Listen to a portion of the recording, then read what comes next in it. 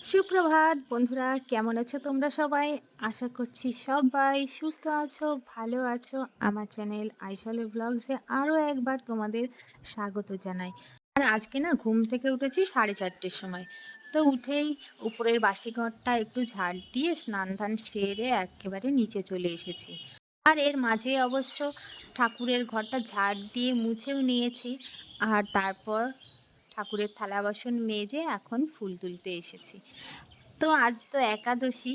তো একাদশীর দিন যেহেতু ব্রহ্ম মুহূর্তে ঘুম থেকে উঠতে হয়, তাই জন্য আমি একেবারে ভোর 4:30-4:30 দিকেই ঘুম থেকে উঠে পড়েছি। তো আজকের ব্রহ্ম মুহূর্ত কখন শুরু হয়েছিল তা অবশ্য আমার জানা নেই। তো আমি একটা আইডিয়া করে মোটামুটি 4:30-4:00 দিকে ঘুম থেকে উঠেছি।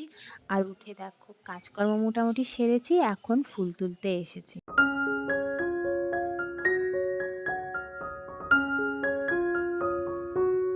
বন্ধুরা, আজকে কিন্তু ওয়েদারটা খুবই ভালো। মানে মেঘলা ওয়েদার, তার উপর দেখো সুন্দর হাওয়া দিচ্ছে। প্রতিদিন সকালবেলায় ঘুম থেকে উঠি আর গুমোট ভাব থাকে, তো আজ কিন্তু তেমনটা নাই। দেখেছো কত সুন্দর হাওয়া দিচ্ছিল। আর আমার এদিকে ফুল তোলা হয়ে গেছে।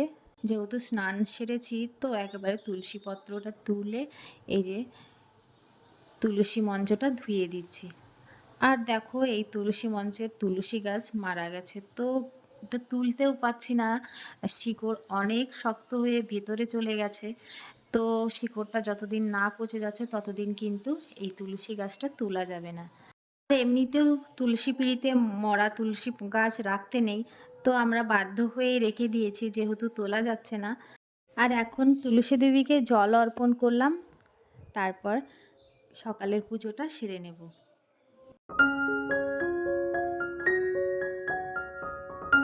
এরই মাঝে আমার সকালকার ঠাকুর পুজোটা দেয়া হয়ে গেছে। তো দেখো ঠাকুরের পুজো দিয়ে এখন চলে এসেছি উঠোনটা ঝাড় দিতে। আর আমাদের গেটের সাইডেই যেহেতু কাঁঠাল গাছ রয়েছে, তো উঠোনটা প্রচণ্ড নোংরা হয়ে যায়। আর এই কাঁঠাল পাতা না সারা বছর টুপটাপ করে পড়তেই থাকে পড়তেই থাকে। তো গাছটা অনেক কবার কেটে দিতে চেয়েছিল, কিন্তু খুব সুন্দর কাঁঠাল হয়, সেই জন্য গাছটা রেখে দিয়েছি। সারা বছর পাতা পড়ে, একটু নোংরা হয় ঠিক আছে, কিন্তু এই গাছের কাঁঠাল না খেতে খুবই টেস্টি, সেই জন্যই গাছটা রাখা হয়েছে।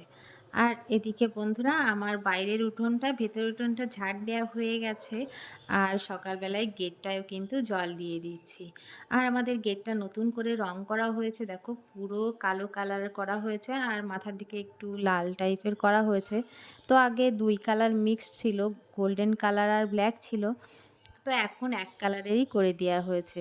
তো তোমাদের ভাবি আমি যে গেটটা দেখাবো, কিন্তু রাস্তা থেকে ক্যামেরা করা হয় না। আসলে রাস্তা দিয়ে সবসময় লোকজন যাতায়াত করে, সেই জন্য আর বাইরে থেকে ভিডিওটা নেওয়া হয় না। আর এখন রান্নাঘরটা ঝাড় দিয়ে নিচ্ছি। তো এই ঘরে কিন্তু এখন আর খাওয়া দাওয়া হয় না। লোকজন এসেছিল তখন খাওয়া দাওয়া হতো, তো ওরা গতকালই সব বাড়িতে চলে গেছে। আর এদিকে স্নান ধান সেরে তো চলে এসেছি, ভেজা জামা কাপড় অমনই রেখে দিয়েছিলাম। তো ভাবলাম এখন একটু মেলে দিয়ে যাই। আর আজ কিন্তু জামা কাপড় তেমন কাচার কিছুই ছিল না। আসলে গতকাল রাতেই আমি সব কেচে রেখেছিলাম। আর আজ যেহেতু একাদশী, আজ তেল সার্ফ সাবান কিছুই আমি ব্যবহার করব না, সেই জন্য আগের দিন রাতেই সমস্ত কাজ কিন্তু আমি করে রেখেছিলাম। এদিকে নিচের কাজকর্ম তো শেষ হয়ে গেছে, এখন উপরে এসেছি আর বাসি ঘরটাও আবারও খুঁটিয়ে ঝাড় দিয়ে নিচ্ছি। তখন তাড়াহুড়োয় ভালো করে ঝাড় দিয়েছিলাম না, তো এখন আবার ভালো করে ঝাড় দিয়ে নিচ্ছি। আর আজকে কাজ করতে কিন্তু বন্ধুরা অন্যরকমই একটা এনার্জি পাচ্ছি। আসলে সকালবেলায় তো সব কাজই হয়ে গেছে দেখলে। আর প্রতিদিন কি হয় এই টাইমটায় আমার অর্ধেক কাজও হয় না, মানে 8টা বাজে তো বিছানাপত্র তুলি তখন। তো সকালবেলায় ঘুম থেকে ওঠার অনেক সুবিধা রয়েছে। তাড়াতাড়ি যেমন কাজ হয়, তেমনি কিন্তু কাজ করতেও ভালো লাগে। মানে যতই কাজ করো না কেন সকালবেলায় এনার্জিটা কিন্তু কমে না। আর যত বেলা হতে থাকে আর গরমে শরীরটা অস্থির হয়ে যায়, আর তখন কিন্তু কাজ করতে মন করে না। তো এখন দেখো কত সুন্দরভাবে আমার কাজগুলো হয়ে গেল, আর এখন বিছানাটাও কিন্তু সুন্দরভাবে পরিষ্কার করে নিয়েছি।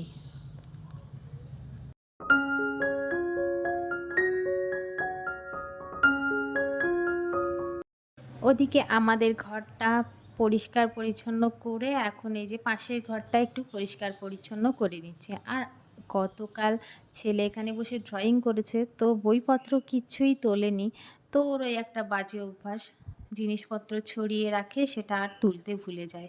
তো ওর সকালবেলায় স্কুল আছে আর এখন বাজছে ওই ৬টা মতো। তো বিছানাটা তৈরি করে নিচ্ছি আর ও ঘুম থেকে উঠে আসছে। আর ওর স্কুল ৭:১০ থেকে শুরু হবে। তো এখন ব্রাশ-টাশ করে স্কুলের উদ্দেশ্যে বেরিয়ে যাবে। বাড়ি ফিরতে, ফিরতে বেজে যাবে 11:30। তো মাঝখানে বলেছি দোকান থেকে কিছু একটা কিনে খেয়ে নিবি। তো টাকা দিয়ে দেবো বেশি করে, ও দোকান থেকে খাবার খেয়ে নেবে। আর এদিকে আমার বিছানাটা রেডি হয়ে গেছে। আমার কাজকর্ম প্রায় হওয়ার দিকে। তো ভাবলাম এই যে এই চ্যানেলগুলো পরিষ্কার করে তারপর ঘরটা মুছবো। তো হাসব্যান্ড নিচে ছিল, তো আমার বারে, বারে উপর নিচ করতে ভালো লাগছিল না। তারপর আবার ধরো আজকে একটা উপোসই বটে, সারাদিন শুধু ফল খেয়ে থাকা। তো এনার্জিটা লস করতে চাইছিলাম না। হাসব্যান্ডকে বললাম একটা রং করার তুলি দিয়ে যাও, তো উনি এই মোটা তুলিটা দিয়ে গেছে। এর আগের দিন অবশ্য আমি একটা সরু তুলি দিয়ে এইগুলো পরিষ্কার করেছিলাম, খুব সুন্দর পরিষ্কার হয়। আর দেখো এখন এগুলো পরিষ্কার করছি আর তোমরা একটু পরে দেখতে পাবে এর মধ্যে কত ধুলো পড়ে, আবার মাকড়সাও কিন্তু বাসা করে। তো যাদের বাড়িতে এরকম কাচের জানালা আছে তোমরা তুলি দিয়ে কিন্তু সুন্দরভাবে পরিষ্কার করে নিতে পারো। আর এই তুলিটা দিয়ে আমি ঝাড় দিয়ে দিয়ে দেখো ধুলোটা এক জায়গায় জড়ো করেছি আর কতটা পরিমাণ ধুলো হয়েছে। তো এটা আমি মাঝে মাঝেই পরিষ্কার করি, তাও এতটা হয়েছে ধুলো। আর দেখো ছোট ছোট মাকড়সাও কিন্তু জমা হয়েছে। আর এখন করব কি, এই যে একটা ভিজা গামছা কিংবা যে কোনো সুতির কাপড় নিলেই হয়, ভিজিয়ে নিয়েছি আর এখন এই যে ধুলোগুলোর ওপর চাপ দিয়ে দিয়ে টেনে নিয়ে এসছি। তো যাদের আঙুল একটু মোটা এই চ্যানেলের মধ্যে যাবে না, তো আমি এই যে সরু একটা টুথব্রাশের পিছনটা গামছার সাথে মুড়িয়ে নিয়েছি আর এখন দেখো এগুলো একটু হালকা হাতে চাপ দিয়ে টেনে নিয়ে আসছি, সুন্দরভাবে কিন্তু ময়লাটা চলে আসছে। তো এইভাবেই পুরো চ্যানেলটা আমি পরিষ্কার করে নিই আর কিন্তু সুন্দর পরিষ্কারও হয়।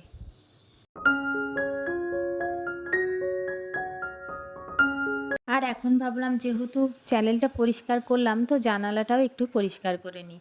তো এখানে আমি শুকনো কাপড় দিয়ে এই যে জানালার কাজগুলো একটু পরিষ্কার করে নিচ্ছি। তো এখানে আমি বেশি ধুলো জমতে দিই না, মোটামুটি হালকা একটু ধুলোর পরত দেখলেই মুছে ফেলি।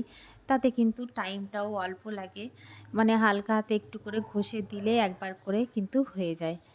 আর আজ না সকালবেলায় দুপুরবেলায় আমার রান্না নেই, তোমাদের তো আগে বললাম, ওই জন্য শান্তি করে নিশ্চিন্ত মনে সংসারের কাজগুলো কিন্তু করতে পারছি।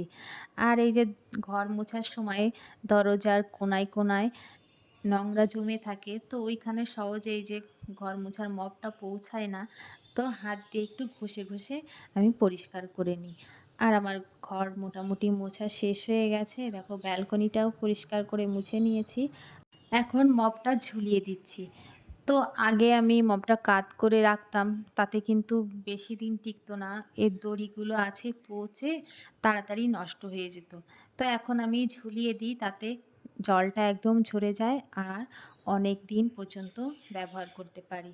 তো আজকের ওয়েদারটাও তোমাদের দেখিয়ে দিলাম, এখনও রৌদ্র উঠিনি ঠিকঠাক। আর কয়েকটা জামা কাপড় এলোমেলো হয়েছিল, তো তার থেকে তুলে আমি একেবারে চেয়ারের উপর রেখেছিলাম। তো এখন ভাঁজ ভাঁজ করে যার যার জায়গায় রেখে দিতে যাচ্ছি।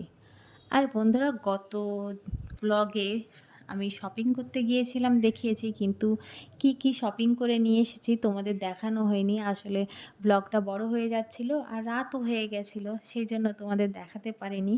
তো দেখো এই দেখো বিছানার চাদর কিনে নিয়ে এসেছি। তো আমি সাদা বিছানার চাদর লাভার, তো সেই জন্য সাদা বিছানার চাদরই কিনেছি একটা। আর আমার সারা বছর টুকিটাকি তো বিছানা চাদর কিনতেই থাকি, তো আজ একটা পছন্দ হয়েছে ওই জন্য নিয়ে আসলাম। আর এখন কিনেছি এই দেখো থ্রি র্যাক, এটা আমার খুবই প্রয়োজন। তো অনেক দিন থেকেই ভাবছিলাম কিনবো কিনবো, তাই এই দিন কিনেই নিয়ে এসেছি। আসলে উপরের গ্যাস কাউন্টারটা একটু ভাবছি গুছিয়ে রাখবো, জিনিসপত্র এলোমেলো হয়ে রয়েছে, তাই জন্য এইটা কেনা। আর এই যে কিনেছিলাম একটা ফুল ঝাড়ু, পর্দা, তারপরে গ্রিল একটু পরিষ্কার করার জন্য। আর এখানে দেখো একটা এটা দিয়ে রুটিও সেঁকা যাবে, আবার এই যে বেগুন পোড়ায় না, মোটামুটি গ্যাসের তাওয়ার উপর কিছু পোড়ানোর জন্য এইটা কেনা হয়েছে। আর কিনেছি একটা ঝুল ঝাড়ু। তো এই ঝুল ঝাড়ুটা অনেক রকমই দেখাচ্ছিল। তো এইটাই আমার পছন্দ হলো।